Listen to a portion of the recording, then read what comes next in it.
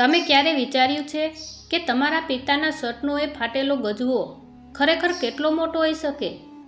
એ ગજવો એટલો મોટો હતો કે એમાં તમારી નવી સાયકલ, સ્કૂલની ફી, શહેરની મોંઘી કોલેજનું ભણતર અને તમારા બધા જ લાટકોટ સમય જતા હતા.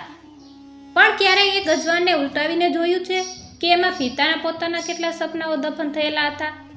આ એક એવા પિતાની વાર્તા છે જેમણે પોતાના સંતાનોના આ ભાંગતા સપનાઓ પૂરા કરવા પોતાના શરીર પરના શર્ટના થીગડા પણ કોઈને જોવા ન દીધા.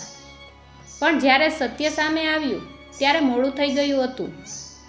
શાંતિલાલ એક સામાન્ય કારખાનામાં મજૂરી કરતા. આખું ગામ તેમને શાંતિ કાકા કહીને બોલાવતું. તેમનો સ્વભાવ સાવ સરળ, ચહેરા પર હંમેશા એક મીઠું સ્મિત અને ખંભા પર એક જૂનો થેલો. શાંતિલાલ પાસે 2 જ જોડી કપડાં હતા જે વર્ષોથી તેઓ વારાફરતી પહેરતા. તેમના પત્ની સવિતાબેન ઘણીવાર કહેતા, હવે તો આ શર્ટનો ગજવો પણ ફાટી ગયો છે, નવું લઈ લો ને. ત્યારે શાંતિલાલ હસીને કહેતા, અરે સવિતા, આ ગજવો તો નસીબદાર છે, એમાંથી જ તો આપણા દીકરાના ભવિષ્યના સિક્કા નીકળે છે. શાંતિલાલનો દીકરો આકાશ શહેરમાં એન્જિનિયરનો અભ્યાસ કરતો હતો. આકાશને જ્યારે પણ પૈસાની જરૂર પડતી ત્યારે શાંતિલાલ ગમે તે રીતે વ્યવસ્થા કરી દેતા. આકાશ જ્યારે ઘરે આવતો ત્યારે તેને પિતાના ફાટેલા ગજવા કે જૂના ચંપલ દેખાતા નહીં. તેને તો બસ પિતાના હાથમાં રહેલી મીઠાઈ અને નવા કપડાની થેલી જ દેખાતી. આકાશને લાગતું કે પિતા પાસે પૂરતા પૈસા હશે એટલે જ તો તેઓ ક્યારેય ના નથી પાડતા. એક દિવસ આકાશનો ફોન આવ્યો. પપ્પા, મારે છેલ્લા સેમેસ્ટરની ફી ભરવાની છે અને સાથે નવા પ્રોજેક્ટ માટે લેપટોપ પણ જોઈએ. 50,000 રૂપિયાની જરૂર છે. આ સાંભળીને શાંતિલાલના હાથમાંથી પાણીનો ગ્લાસ છૂટી ગયો. 50,000 રૂપિયા! કારખાનામાં અત્યારે કામ ઓછું હતું અને બોનસ મળવાની કોઈ આશા નહોતી.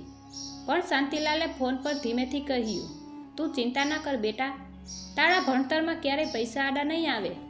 તું બસ ભણવામાં ધ્યાન આપજે. શાંતિલાલે તે રાત્રે કારખાનામાં ડબલ શિફ્ટ કરવાનું નક્કી કર્યું. દિવસભર કામ અને આખી રાત જાગરણ. સવિતાબેન જોઈ રહ્યા હતા કે શાંતિલાલનું શરીર હવે સાથ નહોતું આપી રહ્યું. પણ તેમની આંખોમાં દીકરાને સાહેબ બનાવવાનું એક અનોખું જૂનૂન હતું. શાંતિલાલના શર્ટનો ગજવો હવે વધુ ફાટ્યો હતો અને એ ફાટેલા ગજવામાંથી ઘણીવાર તેમની તબિયત બગડવાના સંકેતો બહાર આવતા. પણ તેઓ એ ગજવાને હાથથી ઢાંકી દેતા. દિવસો વીતતા ગયા અને ફી ભરવાની છેલ્લી તારીખ નજીક આવી ગઈ. શાંતિલાલ પાસે હજુ પૂરા પૈસા નહોતા થયા. તેમણે પોતાના જીવનભરની એકમાત્ર બચત, એક નાનું ખેતર જે વડવાઓનું હતું, તેને ગીરવે મૂકવાનો નિર્ણય કર્યો. સવિતાબેને રોતા રોતા પૂછ્યું, આ જમીન જશે તો આપણે શું કરીશું? શાંતિલાલે શાંતિથી જવાબ આપ્યો, જમીન તો પાછી આવી જશે, પણ જો દીકરાનું વર્ષ બગડ્યું તો એ ક્યારેય પાછું નહીં આવે. પૈસા લઈને શાંતિલાલ શહેર જવા નીકળ્યા. એ જ જૂનો શર્ટ, એ જ ફાટેલો ગજવો અને એ જ મક્કમ ડગલા. પણ શું આકાશ સમજી શકશે કે પિતાના એ ફાટેલા ગજવા પાછળ કેટલી લાચારી અને કેટલો પ્રેમ છુપાયેલો છે? શાંતિલાલ શહેરની બસમાં બેઠા હતા ત્યારે તેમના હાથમાં રહેલી થેલીમાં પેલા 50,000 રૂપિયા હતા. આ રકમ માત્ર કાગળના ટુકડા નહોતી, પણ તેમના લોહી પરસેવાની કમાણી અને પેલા ગીરે મૂકેલા ખેતરની છેલ્લી આશા હતી. બસમાં ભીડ હતી, પણ શાંતિલાલનું ધ્યાન તો સતત પોતાના શર્ટના એ ફાટેલા ગજવા પર જ હતું, જે એમણે અંદરથી સાચવીને સીવી લીધો હતો જેથી પૈસા સુરક્ષિત રહે. શહેર પહોંચ્યો ત્યારે બપોરનો ધમધોકતો તડકો હતો. શાંતિલાલ આકાશની કોલેજ પાસે પહોંચ્યો. ઊંચી ઇમારતો, ચમચમતી ગાડીઓ અને મોંઘા કપડાં પહેરેલા વિદ્યાર્થીઓ વચ્ચે શાંતિલાલ સાવ અલગ જ તરી આવતા હતા. તેમનો જૂનો શર્ટ પરસેવે રેબઝેબ હતો અને ચંપલ ઘસાઈ ગયા હતા, પણ તેમની આંખોમાં એક અજબનું ચમક હતી, પોતાના દીકરાને આલિશાન કોલેજમાં ભણતો જોવાની ખુશી. આકાશ પોતાના મિત્રો સાથે કેન્ટીન પાસે ઊભો હતો. હસતા હસતા વાતો કરી રહેલા આકાશની નજર અચાનક ગેટ પર ઊભેલા પિતા પર પડી. એક ક્ષણ માટે આકાશને આનંદ થયો, પણ પછી તરત જ તેને સંકોચ થવા લાગ્યો. તેના મિત્રો મોંઘા ઘડિયાળ અને બ્રાન્ડેડ શૂઝની વાતો કરી રહ્યા હતા અને સામે તેના પિતા ફાટેલા ગજવાવાળો શર્ટ પહેરીને ઊભા હતા. આકાશ, કોણ છે આ? એક મિત્રએ પૂછ્યું. આકાશ સહેજ ખચકાયો અને બોલ્યો, એ તો અમારા ગામના એક કાકા છે. કદાચ મારું કંઈક કામ હશે. આ શબ્દો શાંતિલાલના કાને પડ્યા કે નહીં એ તો ખબર નહીં, પણ આકાશ જ્યારે તેમની પાસે આવ્યો ત્યારે શાંતિલાલના ચહેરા પર વહાલનો સાગર છલકાતો હતો. લે બેટા, આ તારી ફી અને તારા લેપટોપના પૈસા. શાંતિલાલે ગજવામાંથી થેલી કાઢીને આકાશના હાથમાં મૂકી. આકાશનું ધ્યાન પૈસા કરતાં પિતાના એ ફાટેલા ગજવા પર ગયું, જેમાંથી હવે થોડા દોરા પણ બહાર નીકળી રહ્યા હતા. પપ્પા, તમે આવું શું પહેરીને આવ્યા છો? અને મેં કહ્યું હતું ને કે પૈસા ટ્રાન્સફર કરી દેજો, અહીં આવવાની શું જરૂર હતી? આકાશનો અવાજ થોડો કડક હતો. શાંતિલાલ સહેજ ભોઠા પડ્યા, પણ હસીને બોલ્યા, અરે બેટા, તારા ચહેરાને જોયા વગર આટલા પૈસા કેમ મોકલવા? અને આ શર્ટ તો હજુ નવો જેવો જ છે, બસ ગજવો જ થોડો ફાટ્યો છે ને. શાંતિલાલે પોતાની તબિયત વિશે કશું જ ન કહ્યું. તેમને ચક્કર આવી રહ્યા હતા, કારણ કે છેલ્લા 2 દિવસથી તેમણે ડબલ શિફ્ટ કરી હતી અને સરખું જમ્યા પણ નહોતા. આકાશે પૈસા લીધા અને ઉતાવળમાં પિતાને બસ સ્ટેન્ડ તરફ રવાના કર્યા. તેને ડર હતો કે તેના મિત્રો પિતાની ગરીબાઈ જોઈને તેની મજાક ઉડાવશે.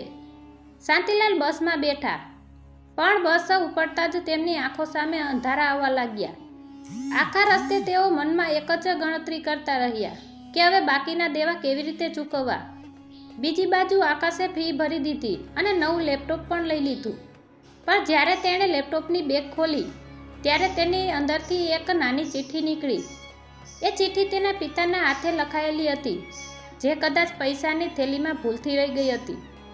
એ ચિઠ્ઠી વાંચતા જ આકાશના પગ નીચેથી જમીન સરકી ગઈ.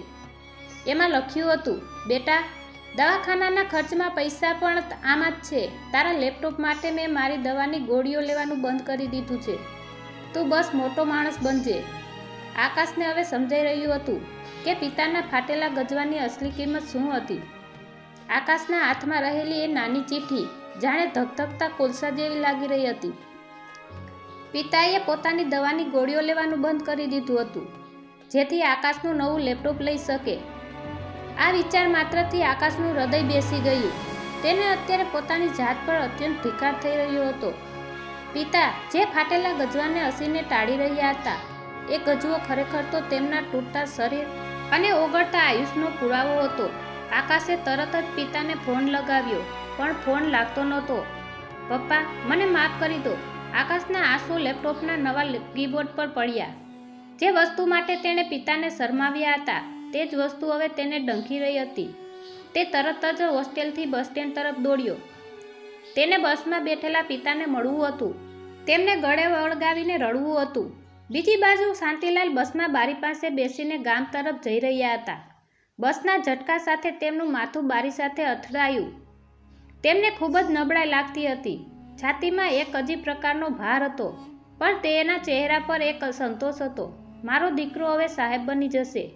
અચાનક બસમાં એક જોરદાર આંચકો આવ્યો અને શાંતિલાલની આંખો સામે અંધકાર છવાઈ ગયો.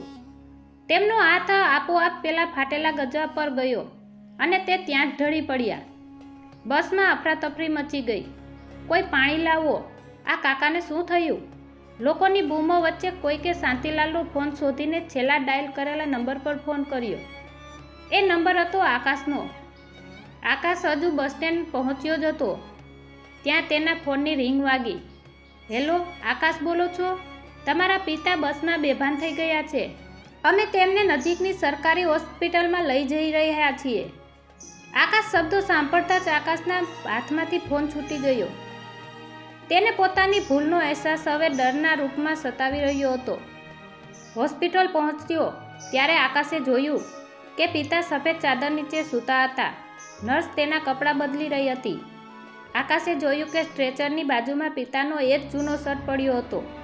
એ શર્ટ લોહી અને પરસેવાથી ખરડાયેલો હતો અને પેલો ફાટેલો ગજવો એ આજે સાવ ખુલી ગયો હતો. આકાશે ધ્રુજતા હાથે એ ગજવાને સ્પર્શ કર્યો. અંદરથી એક નાની ડાયરી નીકળી. આકાશે ડાયરી ખોલી. તેમાં કોઈ હિસાબ નહોતો, પણ આકાશના બાળપણની અત્યાર સુધીની દરેક નાની મોટી જીતના કિસ્સા હતા. આજે આકાશ પહેલીવાર પપ્પા કહ્યું. આજે આકાશના પહેલા નંબરના ઇનામ માટે મેં ઓવરટાઈમ કર્યો. આજે આકાશને શહેર મોકલ્યો. ઘર ખાલી થઈ ગયું, પણ તેનું ભવિષ્ય ભરાઈ જશે. છેલ્લે લખ્યું હતું, મારો ગજવો ભલે ફાટેલો હોય, પણ મારા દીકરાની કિસ્મત ક્યારેય ફાટેલી ન હોવી જોઈએ. ડૉક્ટર બહાર આવ્યા અને આકાશના ખંભે હાથ મૂક્યો. બહુ મોડું થઈ ગયું છે દીકરા. તેમના શરીરમાં લોહીની ખૂબ કમી હતી અને હૃદય પર અતિશય શ્રમ પડ્યો હતો. એવું લાગે છે કે તેઓ મહિનાઓથી બીમાર હતા, પણ તેમણે કોઈને કહ્યું નહીં. આકાશ પિતાના પગ પકડીને આખી હોસ્પિટલમાં ગુંજે એમ રડી પડ્યો. પપ્પા ઉઠો, મારે નવું લેપટોપ નથી જોઈતું, મારે કોઈ મોટી નોકરી નથી જોઈતી, મારે બસ તમે જોઈએ છે. પણ શાંતિલાલ હવે એ દુનિયામાં પહોંચી ગયા હતા જ્યાં ગજવા ફાટેલા નથી હોતા અને સપના પૂરા કરવાની કોઈ કિંમત ચૂકવવી પડતી નથી. શાંતિલાલના અંતિમ સંસ્કાર પછી આખું ઘર સુમસામ થઈ ગયું. સવિતાબેનની આંખો પથરાઈ ગઈ હતી. તેઓ વારંવાર ખૂણામાં પડેલી શાંતિલાલની આરામ ખુરશી તરફ જોઈતા હતા. આકાશના હાથમાં હજુ પણ એ જ જૂનો શર્ટ હતો, જેનો પેલો ફાટેલો ગજવો હવે સાવ ખાલી હતો. પણ એ ખાલી ગજવો આજે આકાશને જિંદગીનો સૌથી મોટો પાઠ ભણાવી રહ્યો હતો. આકાશે નક્કી કર્યું કે હવે તે રડશે નહીં, પણ પિતાના એ ફાટેલા ગજવાનું ઋણ ચૂકવશે. તેણે એ મોંઘું લેપટોપ વેચી દીધું જે પિતાએ પોતાની દવાઓ છોડીને અપાવ્યું હતું. એ લેપટોપ વેચીને જે પૈસા આવ્યા એમાંથી તેણે પીતાનું ગીરે મૂકેલું ખેતર છોડાવ્યું. આકાશ સમજી ગયો હતો કે પિતાનું અસલી સપનું તેને માત્ર એન્જિનિયર બનાવવાનું નહીં, પણ એક સારો માણસ બનાવવાનું હતું. વર્ષો વીતતા ગયા. આકાશ આજે શહેરની એક મોટી કંપનીમાં એન્જિનિયર છે, પણ તેની ઓળખ કંઈક અલગ છે. તેણે પોતાના ગામમાં પિતાના નામે એક શાંતિ ફાઉન્ડેશન શરૂ કર્યું છે. આ સંસ્થા એવા પિતાઓને મદદ કરે છે જેઓ પોતાના સંતાનોની ફી ભરી શકતા નથી. આકાશ આજે પણ જ્યારે કોઈ મહત્ત્વના કામ માટે જાય છે ત્યારે પિતાનો એ જૂનો ફાટેલો ગજવો પોતાની સાથે રાખે છે. એ ગજવો તેને યાદ અપાવે છે કે સફળતાના શિખર પર પહોંચ્યા પછી પણ જમીન સાથે જોડાયેલા રહેવું કેટલું જરૂરી છે. એક દિવસ આકાશ પોતાના દીકરાને લઈને પિતાના એ જૂના ખેતરમાં ગયો. દીકરાએ પૂછ્યું, પપ્પા તમે આ જૂનો શર્ટ કેમ સાચવી રાખ્યો છે? એનો ગજવો તો ફાટેલો છે. આકાશે દીકરાને તેડી લીધો અને ભીની આંખે સ્મિત સાથે કહ્યું, બેટા આ માત્ર ફાટેલો ગજવો નથી, આ મારી સફળતાનો પાયો છે. આ ગજવામાંથી જ તો મારું ભવિષ્ય નીકળ્યું હતું. જ્યારે તારા દાદા પાસે કંઈ જ નહોતું ત્યારે પણ આ ફાટેલા ગજવામાંથી તેમણે મને આખું આકાશ આપ્યું હતું. આજે શાંતિલાલ ભલે આ દુનિયામાં નથી, પણ આકાશના સંસ્કારોમાં અને ગામના દરેક ગરીબ બાળકના સ્મિતમાં તેઓ જીવંત છે. પિતાના એ પરસેવાની કિંમત આકાશે પોતાના કર્મોથી ચૂકવી દીધી હતી. આ વાર્તા આપણને શીખવે છે કે માતા પિતાના જૂના કપડાં કે ફાટેલા ગજવા જોઈને ક્યારેય શરમાવવું નહીં, કારણ કે એ થીગડા પાછળ તમારા સપનાઓને સાંધવાની મહેનત છુપાયેલી હોય છે. દુનિયાના સૌથી મોટા ખજાના કરતાં પણ પિતાના આશીર્વાદ અને તેમનો ત્યાગ કિંમતી છે. આ વાર્તા જો તમારા હૃદયને સ્પર્શી ગઈ હોય તો આજે જ તમારા પિતા પાસે જજો અને તેમને એક જાદુઈ ઝપ્પી આપજો. સમય રહેતા પ્રેમ વ્યક્ત કરી દેજો, કારણ કે જિંદગીમાં બધું પાછું મળી શકે છે, પણ માતા પિતા નહીં. લાઈક કરો, શેર કરો અને સબસ્ક્રાઈબ જરૂર કરજો, જેથી આવી પ્રેરણાદાયી વાર્તાઓ વધુ લોકો સુધી પહોંચી શકે. આભાર.